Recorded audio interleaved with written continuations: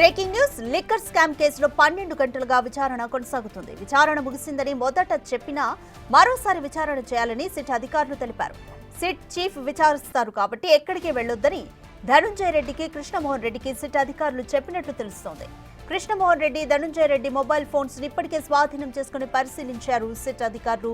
మరోసారి విచారణ గురించి సిట్ కార్యాలయంలో సిట్ చీఫ్ కోసం ఎదురు చూస్తున్నారు సిట్ అధికారులు. 12 గంటలుగా విచారించి మళ్లీ విచారణ చేయడం ఏంటని ధనుంజయ రెడ్డి, కృష్ణమోహన్ రెడ్డి తరపు న్యాయవాదులు ప్రశ్నిస్తున్నారు.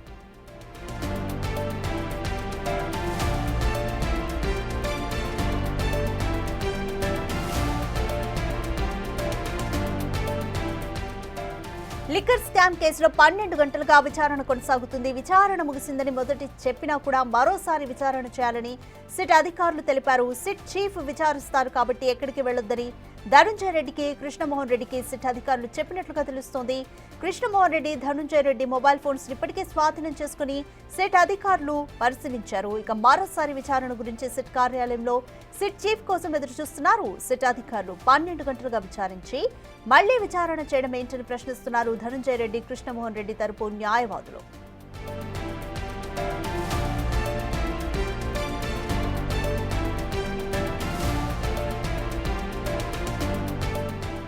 మోర్ డీటెయిల్స్ మా ప్రతినిధి శివ అందిస్తారు.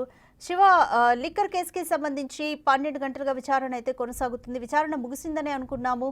సిట్ అధికారులు అయితే కృష్ణమోహన్ రెడ్డి, ధనుంజయ రెడ్డి ఇద్దరు సహకరించలేదు, పైగా ఎదురు ప్రశ్నిస్తున్నారు అంటూ కూడా వాళ్ళైతే అన్నట్టుగా కూడా మనకి సమాచారం అయితే తెలిసింది. అయితే ఇప్పుడు మళ్ళీ సిట్ చీఫ్ కోసం వెయిట్ చేపిస్తున్నారు అని కూడా తెలుస్తుంది.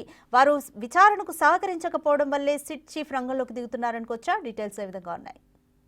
మొత్తం మీద చూసుకుంటే దాదాపుగా ఉదయం 11 గంటల నుంచి కూడా ఇప్పటి వరకు విచారణ జరుగుతూ ఉంది. దాదాపుగా 12 గంటలుగా విచారణ కొనసాగుతూ ఉంది. కానీ నిన్న ఈ రోజు కలిపి 140 పైగా ప్రశ్నలు వేసినా కానీ ఏ ప్రశ్నకి సరైన సమాధానం లేదు, సరైన విధి విధానాలు లేకుండా ఇష్టానుసారంగా వ్యవహరించిన పరిస్థితి కనిపిస్తోంది. ప్రతిదానికి తమకు తెలియదు, తమకు సంబంధం లేదు, మమ్మల్ని ఎందుకు అడుగుతున్నారు, దీంట్లో తమకేం సంబంధం అనే దానికి ప్రతి ప్రశ్నకు కూడా అదే సమాధానం, అదే ఆన్సర్ని చెప్తున్న పరిస్థితి కనిపిస్తోంది. తిరిగి అసలు మమ్మల్ని ఎందుకు మీరు దీంట్లో ఇన్వాల్వ్ చేశారు, ఎవరో మా పేరు చెప్తే మమ్మల్ని ఎందుకు ఇన్వాల్వ్ చేశారు, అవసరమైతే మేము కొన్ని పేర్లు చెప్తాం, వాళ్ళని దీంట్లో నిందితులుగా చేరుస్తారని చెప్పి తిరిగి ప్రశ్నిస్తున్న పరిస్థితి కనిపిస్తా ఉంది.